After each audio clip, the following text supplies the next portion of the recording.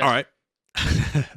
All right. Welcome back to the Crossover Podcast. My name is Alan. I am here with my two hosts, Jeremy and Daquan. We got some news things to talk about, but I wanted to start off the podcast by talking about, it's a little late. It's Final Fantasy VII Rebirth. So I don't know what we want to do. Want to fucking put on the screen. I will be talking about spoilers because Daquan doesn't give a fuck about Final Fantasy, and I already know I already know Jeremy's played it, so we can talk about it. So just make a note here, or if our editor can just let people know when the spoilers end. If you still haven't played it at this point, we want to still be, respectful. So I'm very conflicted about Final Fantasy VII Rebirth. So when I finished Remake, I was overall excited and I was very happy with how the game was turning out. There were certain aspects that I've told Jeremy, like when we were just hanging out, that I didn't like about Remake, that kind of just felt like things were being added in just to kind of fill in space. I get it, like RPGs kind of have to have that side quest stuff and things of that nature, and like to kind of fill in. So I don't think it was all bad. I just didn't like about like certain aspects of it. But overall, I was very happy with how Remake turned out and rated it like a 9 out of 10. Rebirth left me feeling disappointed, almost like empty. Not because it's not the same type of empty like when you're finished with the game that you didn't want to end and you wanted it to keep going. It was more so the game was purposely trying to make you feel disappointed by the end of it. Like it felt like it was very forced with everything they hit you at the last 2 hours. So I want to preface, for 90% of the game, 85% of the game, I was in love with the game. It was so much fun. A lot of the things that they added in, I was a really big fan of. I actually really like how the leveling up system, I forget what they called it, where you can get like unlocked skills and like, combos with characters. Mm-hmm. It wasn't perfect, but I liked it enough and it gave me a good sense of progression. Come on, synergy stuff? Yeah, like the synergy abilities, you have that whole, you have to go to that store and it has that whole page. Yeah. That stuff overall, I was satisfied with it. I think there were certain things they can kind of change and kind of maybe iron out. Like I think there were certain abilities that I didn't give a fuck about, or like certain stats that I'm like, why am I leveling this up? But I need to get to the next thing. It's fine. Like I get it. It's not perfect, which they've continued to improve on the RPG elements, so I'm not too concerned about that one. But there's a lot about the game that I liked, and there's things that I thought that they changed for not necessarily the better. Like I think the way. So first of all, let's talk about where the game ended. The game ended in the Temple of the Ancients, in right to the scene where Aerith dies in the original game. I don't love that, but I know why they did it. Let's start with why you don't love it. Because I think by the nature of the game and the progression that we were taking, I thought a different place. I had this written out, but I did it at work, so I didn't send it to myself. I think there was a different place to end the game. Like I think after the Temple of the Ancients, basically getting to see, what is it, like the Northern Crater, getting to see Sephiroth, and the meteor coming down, and everything's gone to shit, would have been, I think story-wise, I think it would have been a better place to stop. But I understand why they did it. Okay, cool. I like how they stopped on Aerith's death, because that way in part 3, there is still that feeling of, oh yeah, there's this other shit going on over here. Yeah, that's why I'm saying I understand why they didn't do it, because again, you also don't want to end the game on like, oh, everything's gone to shit, and then you're starting the game also like, everything's gone to shit, we've lost Aerith, the world is gonna die now, there's nothing to look forward to. Like I understand, because like almost every Final Fantasy, there's always the beginning, the middle, and then the end, which is basically called like the world of ruin, basically. Right. Yeah. That's what we're heading towards. Sure. If they had that in like in Rebirth, it wouldn't have made sense. Yeah. It I don't know. Like I think there was a video that I ended up watching that also had a similar line of thinking, and they had a specific point on where they thought the game would end. Like it was during the time where people were trying to predict where Rebirth would cover, like what Rebirth would cover, and I agreed where they said like this is probably where it's going to end. But again, I completely understand, and I'm okay with how it ended and where it ended because it makes sense for the overarching story. I don't love their, and again, this is just off of the second game. We don't know the full story. I'll give my opinion on that in a bit. I don't love their failure to commit to any decisions, if you understand what I mean. I think so. Because you know I'm how, okay with it. yeah. So you know, because it's a remake. I don't care about the like. I don't care like, and just to give this up front, whether they killed Aerith or not, that doesn't matter to me. It's a new story. They told us it was going to be a new story, but still following the main chapters. Like I don't, my opinions don't come from how I think the game should go. I'm going off of what it felt like to me playing the game. It felt like they were cowards to not commit to one way or the other. But again, this is way. So at the end of the game, those last 2 hours, they're showing us multiple different timelines meeting together, fracturing together. They're showing us multiple different outcomes. They're showing us Cloud dealing with Era's death, saving her, and then her helping us fight Sephiroth at the end. It's giving us multiple different endings, quote unquote. But again, this is just me basing it off of just Rebirth. Like we don't know what's going to happen in the last part. We don't know what decisions are actually going to be final in the last part. Because even at the end of Rebirth, we get to see Cloud still being fucking weird, by the way. And he's like already dealt with the situation almost. And even though Aerith is still following him around, he's the only one that can see him. So again, we're still left with a lot of unanswered questions. But because of that, it made me feel like they weren't committing to anything. But again, that's just how I felt. I do agree in a sense. I feel like they could have added a bit more to the game. Yeah. I understand why they didn't, because if they did, this game would have been like 100 fucking hours. It would have been super long, yeah. There's so many things they just didn't add to the game. Like the introduction, well, they kind of introduced the weapons, kind of. Not we got to see them, but we don't get to interact with them. Right. They have to add the weapons in the next one. They have to do Sid's background in the next one. They got to do the Northern Crater. They gotta do the fucking Juno attack. That's why none of this is in Rebirth. Right. And I mean, also Sid and Vincent not being playable. But again, Sid doesn't become playable until Rocket Town anyways, which we haven't been to. So we haven't even met Shira. Right. And so, like, we again... haven't even gone to space. We haven't gone... Yeah, we haven't done any of that. So again, I get the structure of the game, but... So it just feels incomplete. I guess that's the feeling. That's why I felt disappointed. It felt unfinished. Now, obviously, it's not unfinished in the sense like, oh, they just gave up and this is how it ends. No, it just feels like the story's not done. And the best way I can describe it is, y'all have seen Star Wars, right? Oh, yeah. The best way I can describe it is Empire Strikes Back. You watch the trilogy for the first time. You watch the first one's Return of the Jedi, right? Yes. I already forget the order. It's been so long. Star Wars fan I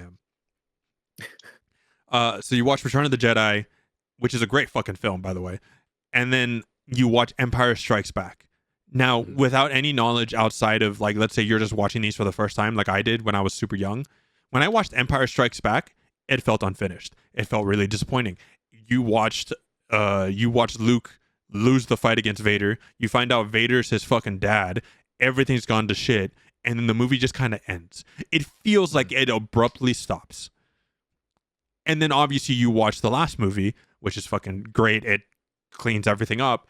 And so I feel like we're in that situation with whoever they're gonna call Rebirth. Whoever they're gonna call a third one. So I wish, I know they're not going to, but I wish they would have done DLC again for Vincent. Like for Vincent, like they did for Yuffie. I get the idea, but I don't want them to. No, that's what I'm saying. Like, I get why not. Don't get me. I still want a remake of Dirge of Cerberus. Just maybe it becomes a good. Just put it. They know how to make shooting games now. So to some degree, a remake of that would be great. But no. I need that game. I need that remake, Part 3 right now. Just saying, I need it. My issue with Rebirth is all the goddamn mini games. I could. There was a lot.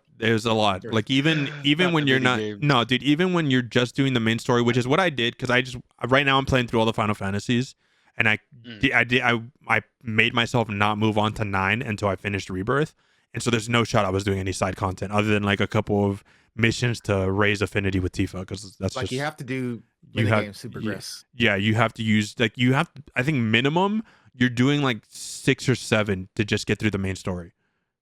Yeah, and like they're not hard, but it's like a lot. They're not hard, but they're cumbersome and they're just annoying. Sometimes. Yeah, sometimes. And I wanted to platinum the game, but then I saw the details and like how big the game was. I'm good, thank you. Yeah, no.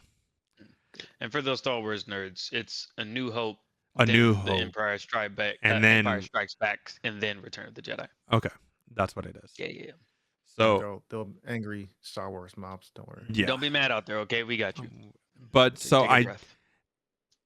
So I think overall I was really happy with how Rebirth was turning out, and then the last 3 to 4 hours happened, and then it just felt like they're hitting you with a lot. Like you're getting a sequence where you're fighting with Zack, which was super fucking sick. Here's one thing: I wish there was a boss that was not in Rebirth that I hope comes back in Part 3, but I don't think will come back. Which one? Bizarro Sephiroth. I don't think so. I think we'll get a different version. I was like, wait, this is super early in the game. Right. Why is he here in this part? Like, I'm not mad because this fucking thing is massive. He looks dope as fuck. And it was a cool fight. But like, he's like at the end of the game. He's the very last boss before the final version of Sephiroth. Before Safer. Yeah, like, whoa. I was more surprised of how they did that then. Yeah. Also, like, that's not even including like summons. Like, we're still missing summons. There's certain summons that you could get earlier in the game that you still can't get in Rebirth. But yeah, like I said, overall I was happy with the game, and then, like I said, the last 4 to 5 hours, when you start approaching like the Temple of the Ancients and all that nonsense, there's a lot of things that I was questioning and not the biggest fan of. But again, it's the Empire Strikes Back situation for me. I don't want to rate Rebirth until I play the last part, because I think the last part is really going to hinge on how I feel about Rebirth looking back. Like, I think depending on how the last part turns out will determine if Rebirth is a fucking phenomenal game or it's dog shit. Like, that's really what it's going to come down to. Be phenomenal. I think it's going to be phenomenal. Pretty phenomenal. I think so, with the way it's going, but again, it depends. Like, we don't like they've said in strategic dip. Yeah. They have there won't be a lot of mini games. I hope so. They did say that the way the story is progressing is also hinging on how player feedback goes. So some decisions can still be changed right now for the last part. So like I said, we'll see. I think overall, at this point, I'm pretty sure they're deep into development. So I don't know if there's much they're gonna. Well, I think they can still change. We both know the story that it can. Yeah, it can still change. Story can change, but like if they're they're probably like deep in development right now. Yeah. Obviously, this is them saying like after the game came out, which is over a year ago now. So like you know that feedback probably went into the development of the game. Exactly. So I think overall I had a positive experience, but I'm gonna wait and see before I like rate this game. It's really gonna be hinging on that one. That's fair enough. So yeah, like I said, I kind of sucks because I was having such a great time getting to experience this story and like a slightly fresh version of a story that I already love with these characters that I love, and then I was left just disappointed afterwards. But like I said, it can still get there. I can't wait to see how Sid and Vincent plays. Yeah, it's gonna be so sick. I'm more excited for Vincent more than anything. Vincent's my favorite character from 7. It's gonna be so sick, it's gonna be sick. More excited for Vincent. It's crazy, but fair enough. So now we can talk about everything else. We're gonna move on. We're gonna talk about some gaming news, and then we have some fighting game news at the end. The first thing I want to talk about, just because I think it's really funny, and we're gonna be talking about Nintendo, so might as well talk about it now. The first thing is there was a streamer that went by the game of Every Game Guru. I had no idea who this guy was until this news story kind of broke out. So this is a guy that would play Nintendo games pirated on stream, not hiding it, unabashed, unashamed. And Nintendo went into a lawsuit with him. And this guy has gone on record to say, I can do this all day, like to Nintendo. Like, I don't give a fuck.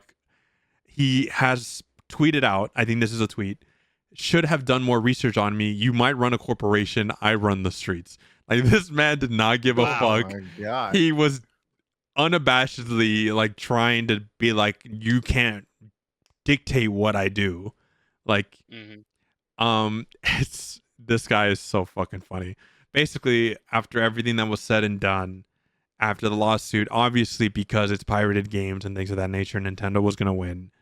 But he did it to prove a point, and he has to pay 17.5 thousand in damages.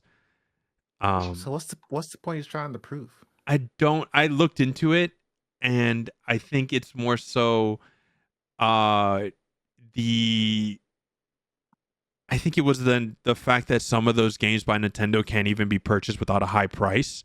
And so instead of having to try to pay up the ass for a copy of like an old Pokemon game, Super Mario, he's basically saying like, this is the only option you give us. Like, you can't keep doing this short supply bullshit and then expect us to pay $200, $300 for some of these games. Which, I mean, it's true. Fuck Nintendo. Like, you guys are doing this. Like, what else are we gonna do to get a copy of Pokemon Emerald? Not even in box is $200 in English. Yeah, that's rough. That's rough. And you expect best Pokemon game of all time, dude. right? That's crazy.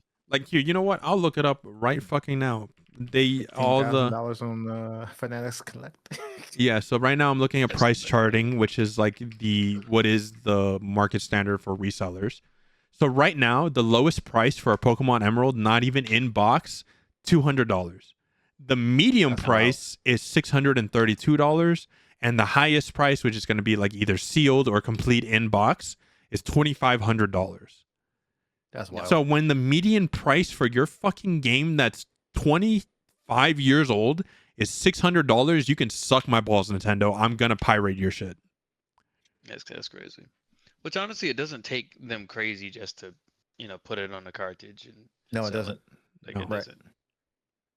Yeah, they're just trying to control the ecosystem. To be fair, if they did allow people to purchase Emerald or like some of these other games, then they just wouldn't buy the new ones. Exactly. Which is why they don't do that. They're like, nah, we can't let people buy these because then they'll realize we made better games back then. Oh yeah. Good old business. So Nintendo's, Nintendo's at it again. Big surprise. And the other thing is in brighter news, they also were denied the Japanese patent for monster capture. Round of applause, everyone. Round of applause. Fuck Nintendo for trying to patent something that they didn't even create. Exactly. Now, if only Warner Brothers gave up the patent for the Nemesis system. Yeah, they need to give that shit up. Be undone. We said it once again on this podcast. We said it many times. Patenting game mechanics just does not make any damn sense. Like, why? Yeah, you're literally stifling the industry at this point. And wasn't it Square Enix that patented the HD 2D thing as well? Yeah, they did. But they patented the name, but people can still use the art. They can still use the art form. Yeah, but it's wild because like you have to market your game. Right. And it's like for the conversation of like it is HD 2D, it's like you can't even say it. But it's just like I get it, but it's not a mechanic. It's not. It's just it's for the pettiness is what I'm saying. Like there's no reason. There is no reason for it. Obviously there is some business reason that they do it, but as they're far doing as it for there's not a monetary, Yeah, but I'm like, there's no moral like, oh, we're doing this because like we need to be able to identify with this, and no one else should be able to identify. Like Pokemon, right? You should patent the word Pokemon because it's your thing. Like, yeah, right. Come on, like, I don't know. People are weird. People are just weird, man. Like, it ain't that serious. And you know what makes me laugh about this Nintendo patent It was denied because obviously the company's claimed technique lacked an innovative step. Yeah. Which they haven't innovated in the last 20 years. So anything realistically shouldn't be patented by them anyways. So no. I thought that was hilarious. Because what's different from Yu-Gi-Oh, Digimon, Bakugan? Like, there's nothing different from any of the rest of them. So you just no, people are weird. I feel like they did that for some other reason. Like they got something just filed and slipped some other information through that we're not seeing. I'm pretty sure that's what that is. Because there's no way their lawyers thought that they were going to get away with this. So they're doing something else. I mean, they're just throwing patent after patent out here because they're still in the middle of the Power World lawsuit, and so now they're just trying to fuck Power World even more. Because I'm pretty sure that's a big factor about it. I just refuse to believe that patent wouldn't have ever been applied for if they weren't in this lawsuit. No, it wouldn't have been applied for. I had to look this up, but the Warner Brothers patent gives up isn't until August 11th, 2036. Oh my god. Yeah. 2036. Yeah. That's when the bro ends. They're done with the Mordor series, right? So it doesn't even make any sense. Just let it go. Like just. And you already shut down the studio. Let it go. They did. Yeah. Yeah. Monolith is gone. Monolith is gone. Monolith is now monolithic. Yep. So like. That's crazy. They made some good games. I'm sorry. That's they did make some good games. Good games. Like y'all. This video I see is $1 billion mechanic wasted. Yeah. Yeah, actually, it's the best thing that came out of those games, and we can't have it in anything else. It's literally one of the most innovative systems for games that we've seen in the past like 2 decades that somebody's put together, and it's literally it can only be used in this one studio that doesn't exist anymore. Because they're not even using it in their other products. No, it was just in those games. They were going to use it in the Wonder Woman game, but yeah. Oh, they canceled that? Yeah. Well, now, yeah. There's no studio, so. And just to continue to shit on Pokemon ZA, it looks horrible, looks like shit. I'm glad. I'm glad you guys are eating that fucking slop day in and day out. Dude, I saw a streamer. Is it $80? It's $80 plus $30 DLC or $20 DLC and Nintendo Online. I'm correct. So it's 110, 120 minimum to get the full Pokemon experience. Oh my god. Which is crazy. But it's okay. We get big Starmie with legs. That's so just funny. I'm sorry. Not Patrick. Dude, there was a streamer who was like a Pokemon streamer. He uploaded a stream to play the game, and he's like streaming Pokemon ZA until I feel something. That's rough. That's crazy. That's where we're at. Rough. He's still playing? He turned it off. He turned it off. So my guess is he either felt something, annoyed. Whether it was like annoyance, anger, or maybe something got him excited, or he finished the game and the music at the end was good enough for him. The music at the end is crazy. I can't imagine finishing a Pokemon game these days. I don't even know what that means or looks like. I couldn't imagine that. Like, I got to see the last Pokemon game I actually finished. The last Pokemon game I played was Ultra Moon. Let's see. Pokemon video game series. Let's see. Well, I played Brilliant Diamond, but like that's just a remake of Diamond. That is a remake. Yeah. So technically, the last Brilliant Pokemon Diamond. game I actually finished was Scarlet and Violet. You played Scarlet and Violet? That's crazy. Yeah, it's kind of nasty, really. It's nasty when you think about it, but I see what you're saying. Yeah. So, any other Nintendo news or shitting on Nintendo you guys want to do real quick before we move on? Man, we shit on Nintendo so much. Honestly, they deserve it. They deserve it. I'm sorry. I'm gonna say this. They deserve controversial. it. Controversial with this. I'm not mad at them. Only for the fact of one, I do get from a business perspective, they're running their numbers and they're people, they enjoy it. So, like you mentioned, people want the slop. There it is. Yum, yum, yum. Oh, no, I'm not mad at the company. I'm mad at the community that's allowing Nintendo to get away with the shit they do. Oh, no. So I'm going to circle back into this, though, at the same time. What I do say, though, it is very poor or sad human behavior within the company when you know you're doing bare minimum and you have the most successful IP in human history. Yeah. Like, you cannot keep turning over billions, and I think it's billion over like $1 billion plus or whatever per quarter. Like you're turning billions for this company. And the best you can figure out is we added like a jump button. Actually, no, you can't even jump in the new game.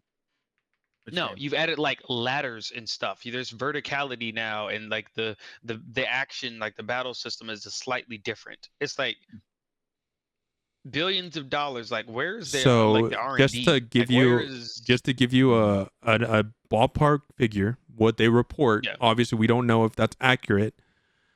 The initial development budget for Pokemon Legends ZA was $13 million.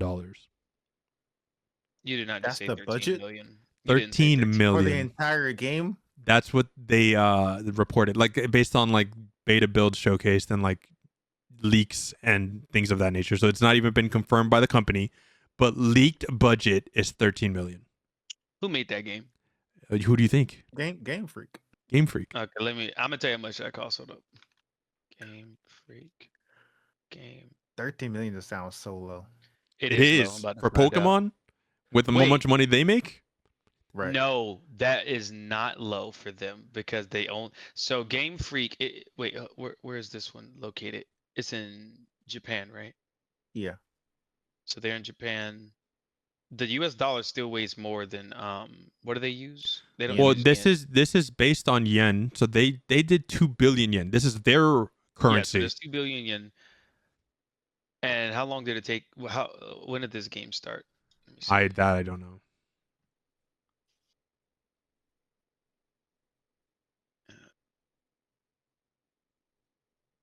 It was announced in February 2024, which was the year prior. So probably sometime before then. Yeah.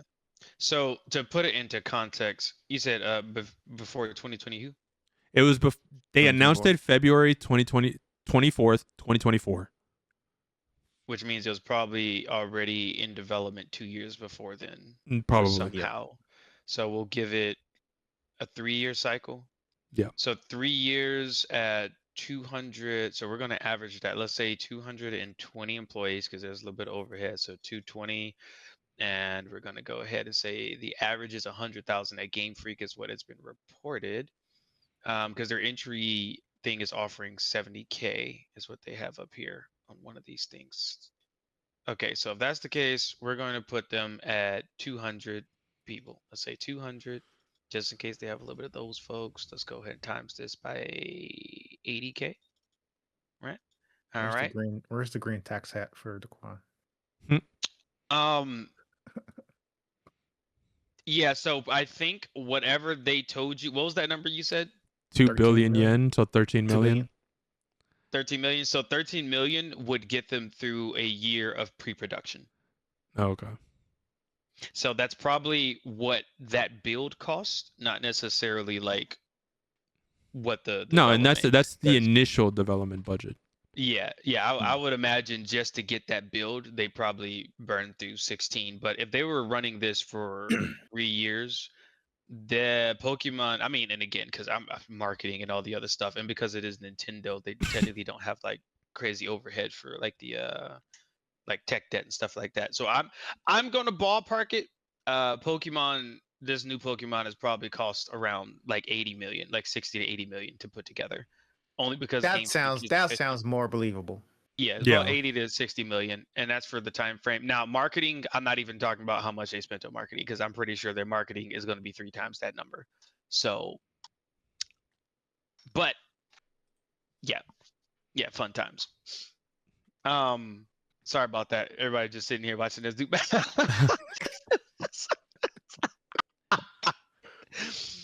Well, on and video games is a money-based industry like everything else. So it those is numbers. Gotta get that money. It is 60 million for a year though. Like that is very efficient for. And the industry is still volatile at the moment too. So that is true. Yeah, but but even for that game costing like less than 100 mil to like put together as far as like development, and that they definitely made at least $2 billion.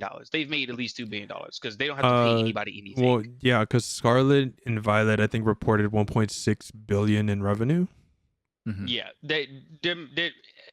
and that's just the game, not including got no anything excuse, else. Nintendo, okay, you got no moral excuse for why you can't innovate. Like, putting rooftops into your game is not innovation. I'm sorry, No, it is not. No, It is not innovation. Like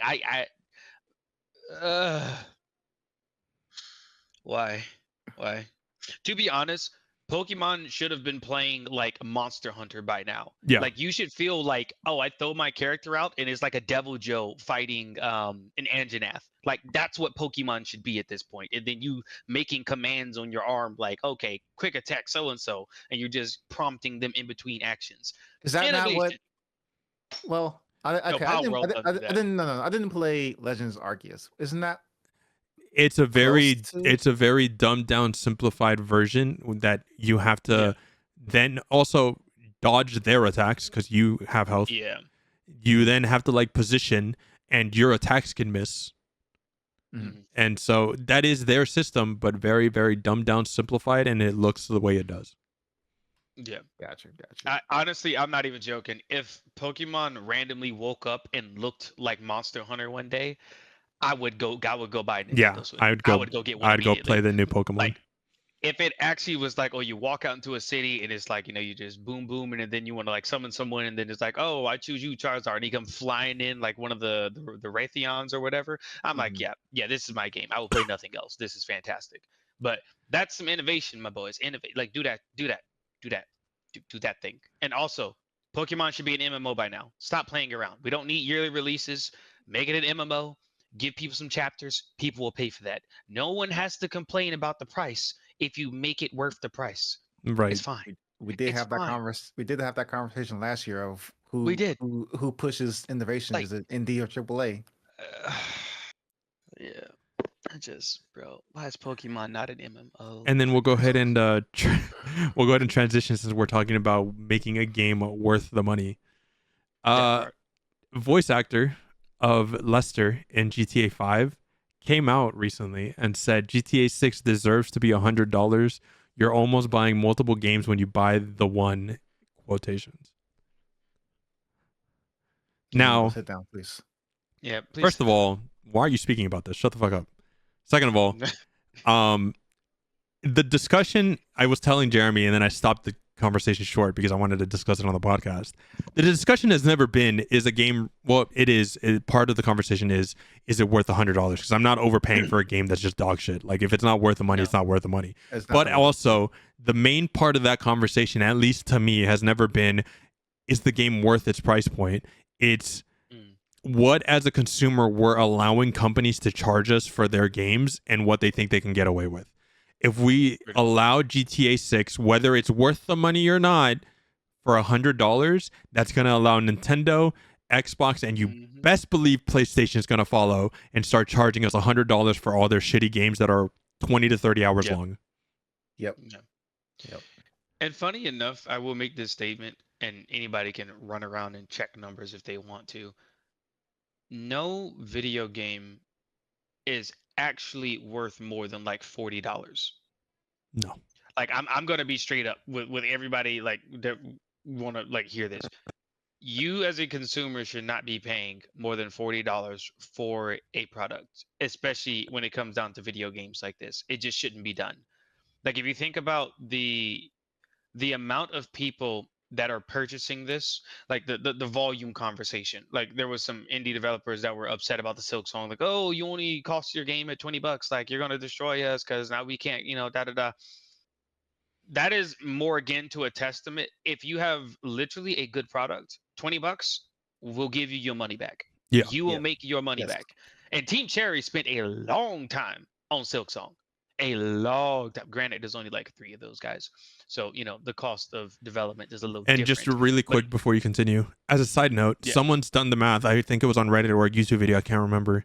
If you were to purchase all the major titles or popular titles that have come out in the last 2 to 3 months, I think it was 2 months. I think it was a 2-month window.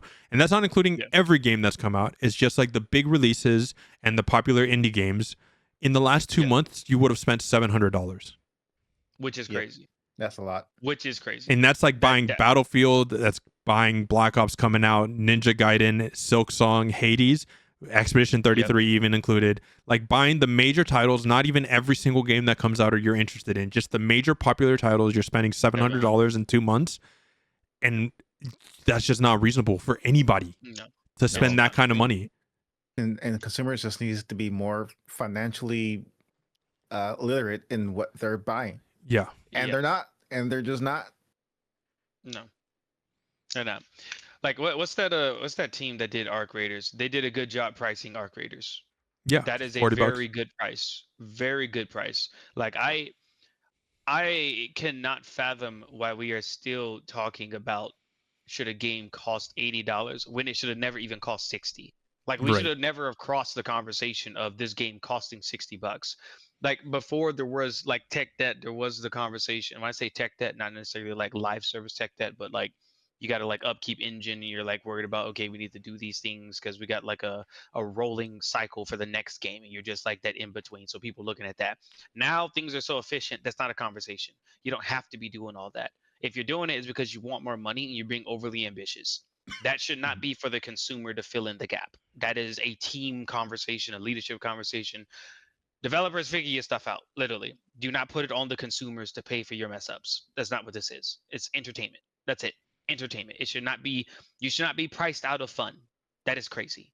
No. Actually crazy. And well, I don't know if this is like the same. It's probably the same argument. It's the same argument happening in like wrestling and like the WWE when they got bought out by TKO, and people are complaining that the ticket prices for a regular house show is just absurd, and it's ridiculous. WWE is a family friendly product. Yeah, and they're getting basically priced out of going to anywhere like WrestleMania. Yeah, tickets. I'm sure the nosebleeds is at least $2 to $5 grand. Probably. Yeah. I've seen a couple of the Raw. I think Raw on Netflix. I've seen like a little bit of it, and I've seen just how empty a lot of these areas are. I'm like, no one can afford to be here. That's just what it is.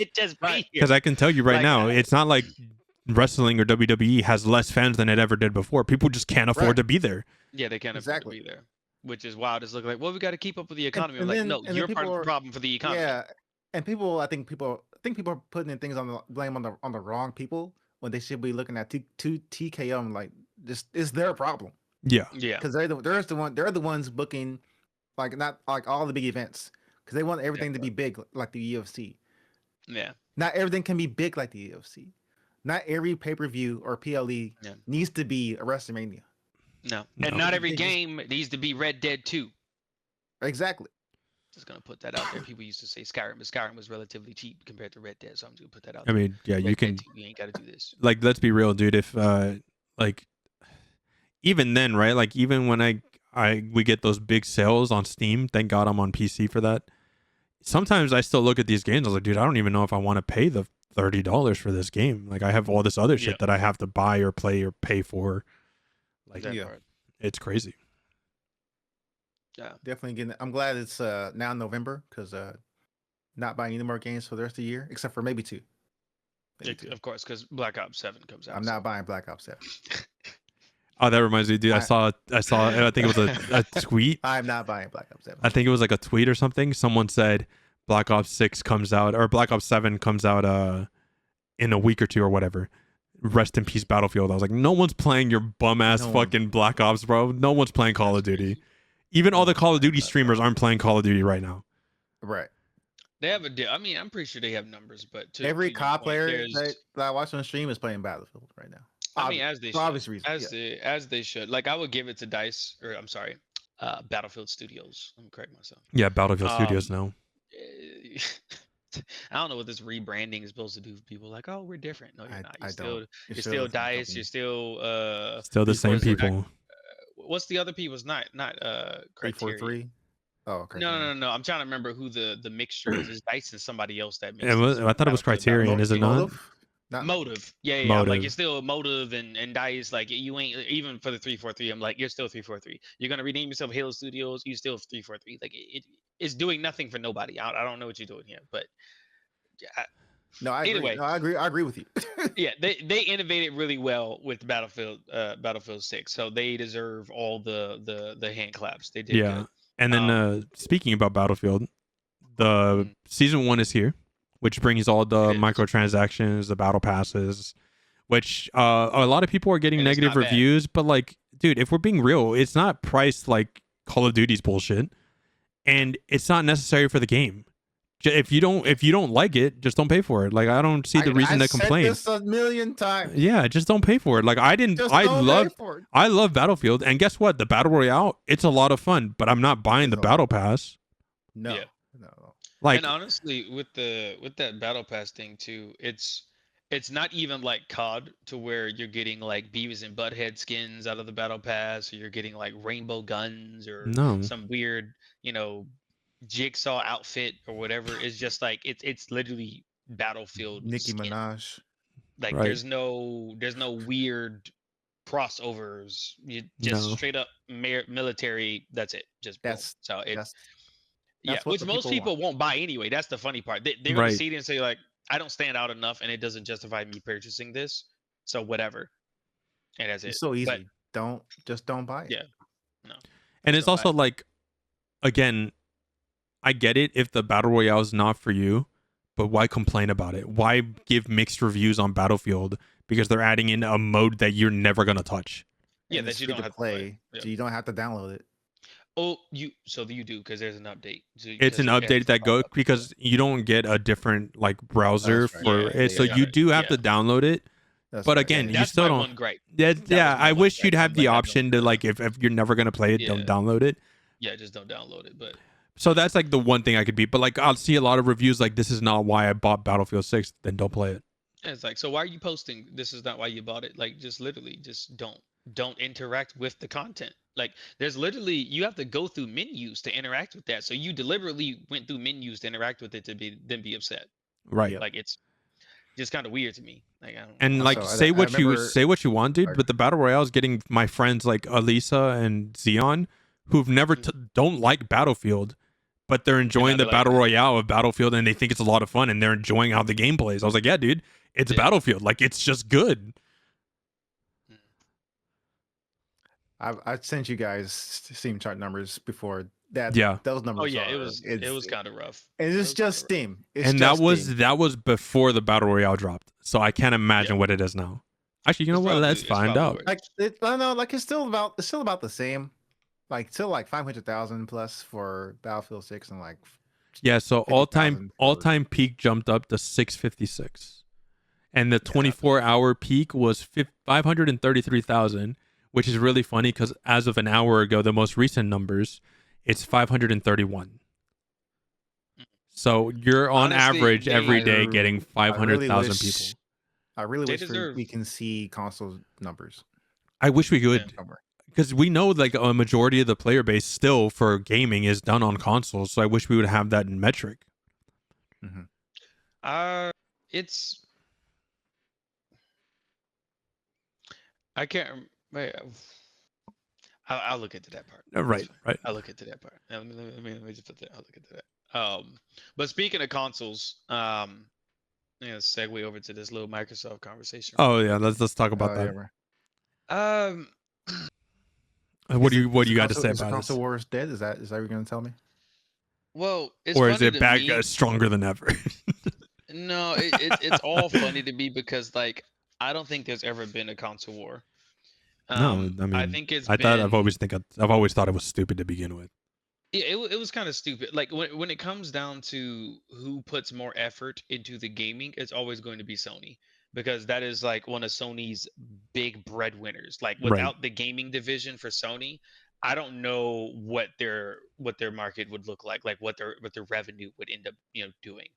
I mean, Xbox, probably still good because they sell TVs, cameras, appliances. Yeah, but when it comes down to what is the most sold product from Sony, I'm pretty sure it's their game consoles. Like, I wouldn't say just gaming. I would say they're entertainment because they're in movies too. And movies they are, but it's like when I'm talking about like what is their like right now, if you walk up to a person in the street and ask them like, do you have a Sony? Their next conversation is, I don't have PlayStation. Like most people don't say I have a Sony. I don't have a Sony TV or a camera. They're going to say I don't have a PlayStation. They're like, I'm on my Xbox. They're like, man, yeah, I got a PS5 or a PS4. Like the most known Sony product now is a PlayStation versus Microsoft their most known product is Windows.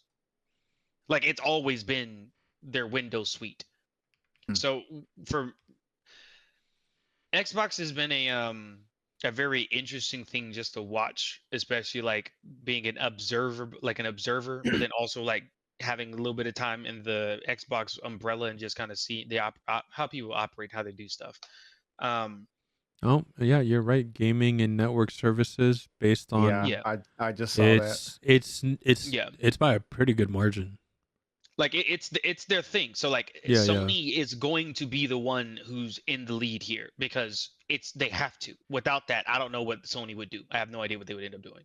So and what's funny is Xbox, to the testament of Microsoft in this conversation, the fact that they have been able to keep up even slightly with them and it not being a pure focus is impressive to me. It's pretty crazy. Like it is impressive for Xbox to just be like, "Oh, we right behind you all the time." Like back in the day, and everybody was, because when 360 came out, everybody was like, "Oh, 360 is the best thing," and like, let's be real. Even with the like how expensive the PS3 was, Sony was still ahead. Sony was still ahead. Yeah, they were still ahead as far as a gaming entity or an entity of dealing with like the video game stuff. 100%. Yeah, I'm sorry, Cheeto. You say something. Oh no, I was just gonna say like it's a testament to what like Xbox has achieved without it being a focus. Because no matter when, what time, like what year it is, every time someone talks about Sony, ever since the Xbox has come out, Xbox has always been part of the conversation. Exactly. And they have done really good. Like it made some controversial left and rights throughout the time frame, but I don't think I'm ever in the conversation of like, oh, I can't stand Microsoft or Xbox for their decisions. They make their own decisions because again, they do what they got to do. What I do not agree with though is this premium service that they're talking about going forward. What do you mean? You don't like a premium? You don't like premium hardware for premium gamers like we deserve with our premium games for premium gamers? It's that conversation again of Microsoft. Now, let me just say Microsoft because I'll pull that Zimpella out of here. Xbox itself is supposed to, not even supposed to, as a consumer, because I do prefer the Xbox ecosystem. That's just me. Yeah, same. As a consumer, Xbox has always been the more socially, I don't want to say socially. It's been the more I would say accessible product. It's always been the more accessible product. I have to find the quote. I can tell you that the next gen console is going to be very premium, very high end, curated experience. Yeah, that's the quote that I heard. Yeah, high end and Xbox should never be together. Like it sounds weird, but like even it's not even like Xbox. Yeah, it's supposed to be a fun box, not like a. Well, it's also because like, don't get me wrong, because in today's landscape, especially because again, most people are just sticking to Nintendo or Sony. So why are you taking already a smaller part of the community and trying to dwindle it down to like my miniature, like faction of what you have left over as support? Yeah, I don't understand that. I mean, honestly, and this is just me, and this is just my thought. Microsoft, Xbox, if you wanted to make sure that you get your sales and you also have you also are able to increase the money that you make off of folks while they're using a product that you're already operating at a loss on. You're already doing that. You keep making a statement, even though you're lying about whatever reason. Maybe just have people purchase something that is a platform, and then they just rent a key for accessing the account that they just have to renew each month. You can cut down the cost on the hardware. If it's going to be streaming anyway, like y'all keep saying it is, what is the point of making a premium product if half the stuff we're going to be doing is streamed? What's the point? You're already trying to dwindle back on how many like actual games that you're like, oh, you can just straight play this on the thingy. You're looking for people to cloud stream because all that money into Azure that you're tossing into the back end of like xCloud. So I am very confused. What is the point of trying to contend with like Valve? in this area. Yeah, that's one thing I've never understood about Xbox is they say they want to focus on one thing, and then they do one thing that makes it go one step towards their goal, and then another thing that goes like 3 steps back. Yeah, it just never makes sense. It never makes sense. And I get it. There's like this view, there's that view, where this view, and then there's that view. Like we don't know where we're looking at whatever Microsoft has going on here. But just from consumer, just looking at products available and what we want as in gamers, because all of us are gamers, even if we make games or whatever, it makes no sense. Like no one wants and it sounds really stupid to say this out loud. Nobody is asking for a premium version of the Steam Deck because the Steam Deck is already premium for the people who will even enter that space to buy something like that. So no one is asking for double the cost, because that new one that they came out with, the Xbox ROG Ally, like $1,000. That's like $900,000. Yeah, it's $1,000. It's like for that cost, you could get the best version of the Steam Deck. You could increase the storage on that. You can buy like 10 copies of Silksong. Like, why? Like it's just strange to me. And it's not like you get lifetime access to like Xbox Game Ultimate or something. I think you only get it for, I think it's a 3-month or a 2-month. I think it's only I thought it was only 1 month. I thought it was only one. Or even if it is just a month, it's like you're spending $1,000 and you get 1 month of this Game Pass. It's crazy. Like that. Like that's not premium. It's financial illiteracy. So they want to make premium consoles and platforms, but they can't for some reason make premium games.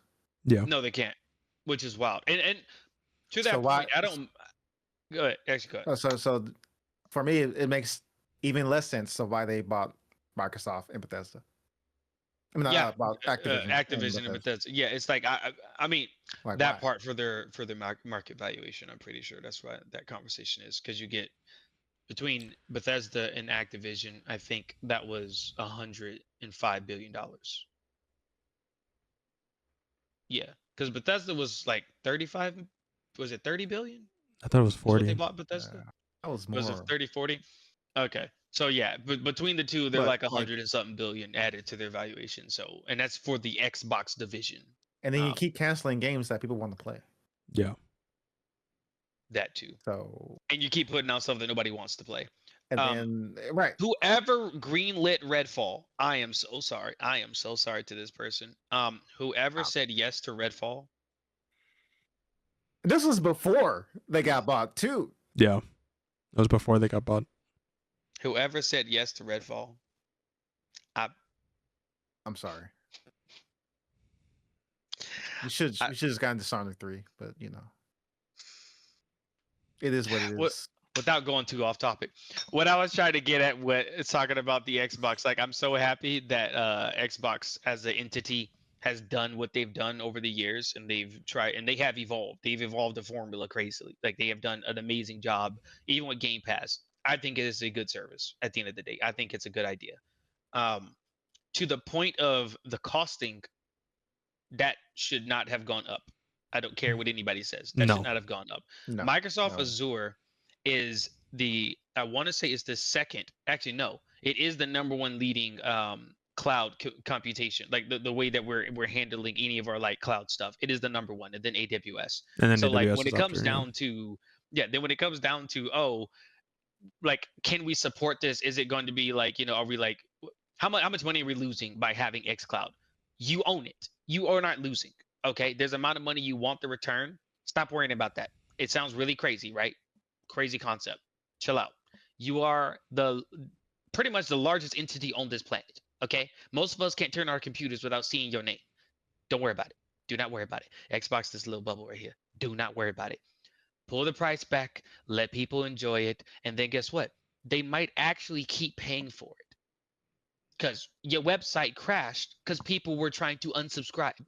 Crazy, right? Like, you had the player base, and clearly y'all, like, I don't know, I just failed to believe they were losing so much money that they had to increase the price. I just refused to believe it. They were never losing that much money. Like, and that's the crazy part. Because you own the service, you are not losing money.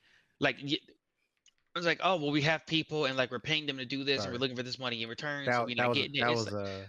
Like, that's a scary thought. If Nintendo was in this situation, people will still be bent over for them. they would still be bent over. Yeah, yeah. Yeah, see, 100%. because they claim that one of the reasons, right, that they increased the price was because they claimed that they lost Black Ops 6 sales, that it fell by 67% on Xbox, 18% on PC, but it rose 30% on PS5. No shit. It rose on PS5. More people are playing on the PS5. They can't pay for Game Pass on the PS5 . And of PlayStation course, has been the #1 platform and for it's Call of like, Duty, okay, so. it's like, yeah, you guys lost a $60 sale one time. Yeah. How many of those people are paying monthly $15, $20? Exactly. Yep. You guys aren't losing money. Yeah, you're not losing money. No. What they're looking at is that, like, during Initial this specific sale. financial period, this is how much we expected to make. But it's like, you can't sit down and do that if you're going to put the product on Game Pass. That's not even like, there is no point in reporting that number. There's no point. Like, why do we need to know that you missed out on 60-something% of the sales? That's a positive thing, because that means that the number you missed out on were Game Pass subscriptions, which are going to make more money in the long run. In the long run, literally, in 2 months, you're going to make that money. In 2 months, you're going to make that money. So it's crazy. It's like the month-over-month is crazy. But Xbox does not need to leave the console space. This completely handheld thing, unless Sony decides to go completely handheld and all of a sudden every product is now like a Switch, I would not make that jump if I was Xbox. I would not make that jump. Like, I get it. I would not do that jump. If anything, unpopular belief, I hope your iteration going forward is to merge the Xbox with your Surface Pro idea. Like, if you could put it as in you have a tablet that has the screen set up and all the other stuff and all the Microsoft stuff that you want, and there's like a back piece or something that's pretty much like the Xbox, and you can go between the two. Oh, 100%. I'm down for that innovation. 100%. I'm down for that. I will pay for that. Like, you $1,000 for that, you get a Surface Pro and you get Xbox combined. This is an Xbox. Let's go. Like, take the idea. I don't want none of the money. Take the idea and make that. Everybody will be happy. Thumbs up. But exiting the actual console space to chase the like, no, we don't need that. We don't need that. Sony already overprices everything. They already do. Yeah.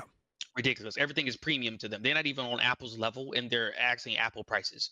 Okay, we don't need you leaving so that Sony can just do what they want to do, because they're going to, and then Nintendo will get worse. So we need Xbox to not leave the bubble. That's an overstatement. That's an overstatement. Yeah, we don't need you to leave the space. It's actually crazy how much Xbox keeps the other ones in check by being around. Yes, by just being around. Like, it's insane. And like, it's wild to me that in the last 5 years, their sentiment from the community has only been rising, and they're just fucking it themselves. They're just I don't how you like we as a gaming community have literally just been watching Xbox and mainly doing this outside of Halo, because I don't know what's going on.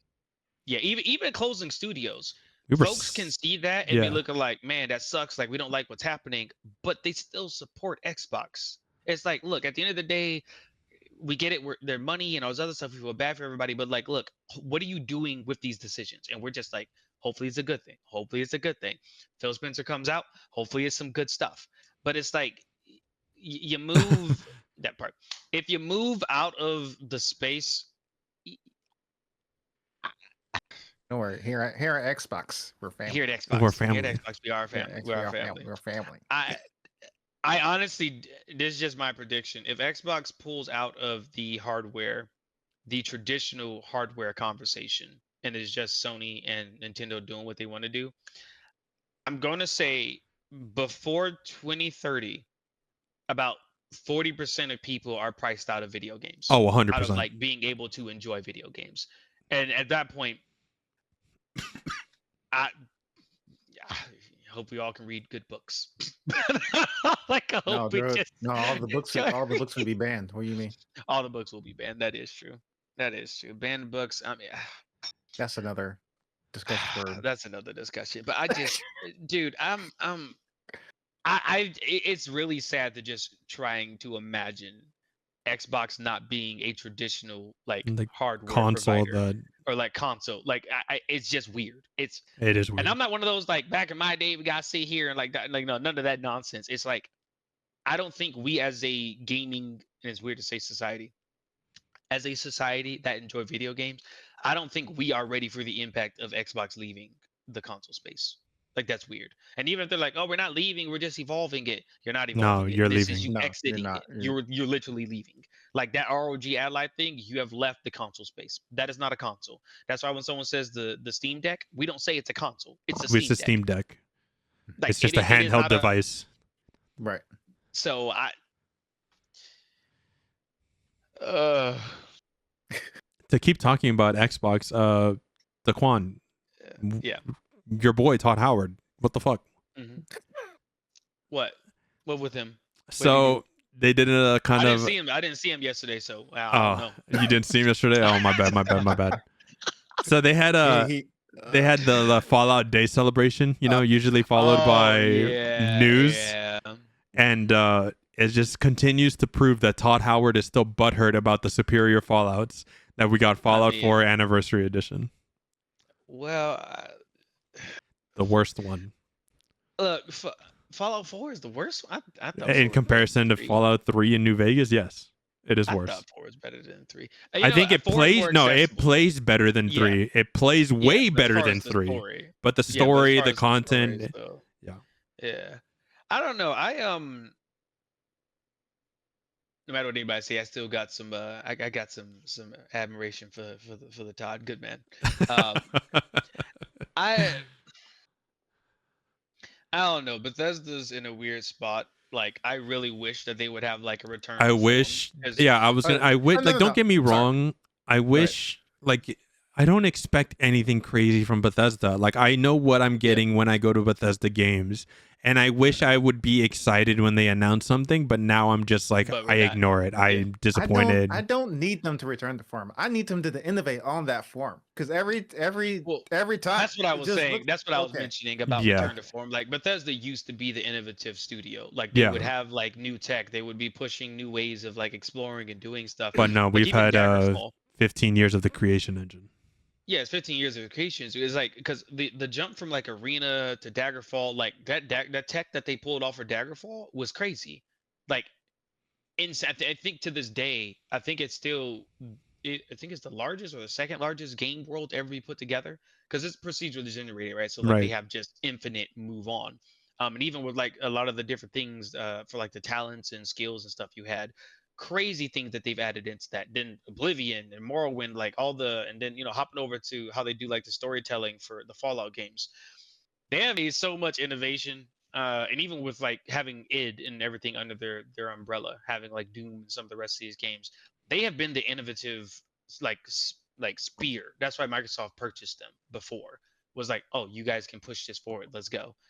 But now it's way more of a now it's just, we're going to put out that game and you guys are going to be happy that we put out a game. It is like, no, we need, like, Starfield should have blown our minds. It should have been great. It should have been like, oh, how does Bethesda handle space? Like, imagine this. Like, they've been in a containment of like, oh, let's ground this, that, and other.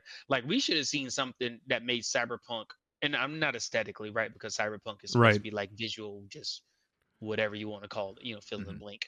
But we should have literally seen systems that made CD Projekt Red look like we need to imitate that next. Like, that's what we should have seen, because that's what they did with The Witcher. The Witcher was like, we saw what they did in Skyrim. Let's make a little bit better combat. Let's make Geralt a little bit, so and so and so and so. Let's fix this up. But Bethesda, it's sad. It's a bit sad. I used to want to work at that studio when I was more of a spring chicken in all this, but you still do. You still do. Deep inside, you still do. You want to you want to go to the water cooler, hang out with Todd Howard. I'm gonna be honest. The only thing I would like to do, if I could do consultation for Bethesda for like a year, I would do that. But being an employee, I couldn't do it. I still want to. My dream job is still Square Enix. Yeah, I mean, that's a given. Whether or not that happens, it'll happen. That'll happen. We'll all get what we're looking for here. We'll all get it. But yeah, I don't know. Xbox weird spot. Bethesda hoping they figure their stuff out. That Fallout stuff was kind of sad. I feel bad for the Fallout fans. That was rough. It was tragic all around. One thing that just makes me so like, what the fuck? That grinds your like, gears. That grinds my gears is these publications. Again, we talked about it with GTA 6. They're on the bandwagon of like, oh, we're gonna get new Fallout news, and then it comes out like, this is nothing. This is nothing. Yes, this is nothing. This is nothing. This is a lot of nothing. It's a nothing burger. Your head is popping over nothing. Over much. News, no news. That's basically what this is. News, no news. We have all been told to go and find the horn of a Jurgen Windcaller, and when we get there, we just see that little note that says like, "There's nothing here," and then that is. It doesn't. If anybody knows that's that little mission in Skyrim. And then they try to cling to like the smallest bit of news. It's like, this is nothing. It's nothing. Yeah. It's always nothing. Just nothing. Just nothing. Yeah. But yeah. That's my Xbox nonsense for now. Hopefully they don't do that. By the way, Microsoft, if you see this, I'm open to do, some conversations on why that little, Surface Pro combination popped up. You should definitely do that. That's all I'm saying. Do it. Just do it. Just do it. Just do it. All right. And to end on some, actually, I don't even know if it's positive. I haven't seen it yet. We're going to watch the Fatal Fury Chun-Li trailer. So we're going to see what she's like in Fatal Fury. She's in Chun-Li. I mean, not she's in Chun-Li. Chun-Li is in the game. Oh, man. Yes. This is my first time actually watching. I think I sent it to you. Right? You did send it to me, and I haven't seen it yet. I haven't either. Yeah. So we're gonna watch this together and see if it's good or bad. Gonna be fantastic. Let's go. I mean, she looks like Chun-Li. What's wrong? Did I scare you? Hardly. Now make like a ninja and disappear. Are you ready to find out who the true Queen of Fighters is? Sure. Try not to cry when they give me the crown. Wow. Holy fuck, wait a minute. She's hella thick in this. What the fuck? I was flashbanged by that. Jesus. I don't remember her legs being...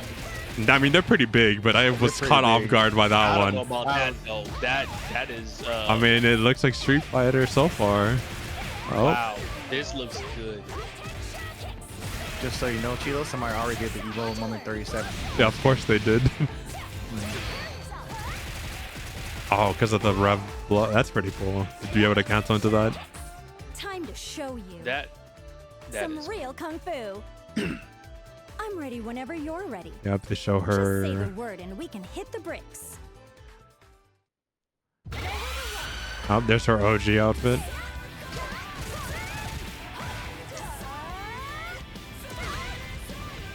They definitely made her bigger. They did. Definitely made her bigger. Like, I done seen so many people like do cosplays and like her like image everywhere. She has not been this big before. Hold on, we're gonna pull it up. We're gonna pull up her Street Fighter 6. I don't remember her being. I was gonna say Street Fighter 4. Street Fighter 4. She wasn't that big either. We're gonna pull it up. Is there a trailer for her? I don't think there is, right? Don't know, actually. Yeah, you see her right there? Yeah, no, Yes, no. yeah. She's no, yeah, no. Hot negative. I'm not gonna lose.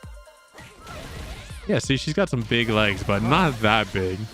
No, it's not that big. Like, there's still some ratios that it's very like she looks muscular. It's not unproportioned right now. No, she looks very muscular, but in the other one, that is not what that was giving. That was no, that's not what that was. No. Now I don't know. I'm doubting it now. Yeah, no. That one looks muscly. The other one does not look that way. The other one looks like it might just be the art style. I think it's the that's what I was gonna say. Yeah, it might be the art style. That's just okay. Well, she looks really good. Big surprise. I mean, I don't think Fatal Fury was gonna mishandle Chun-Li. She looks sick. No, they're not gonna mishandle. I was just flashbanged by that side profile. I was not ready for that. That was a little different. That was a little different. It's a little different. That's crazy. I like how we all reacted the exact same way with it's like, hold up. Hold on a minute. That's a whole lot of fighter. So, that's a whole lot. Well, thanks for tuning in. We'll see you guys next week. Peace out.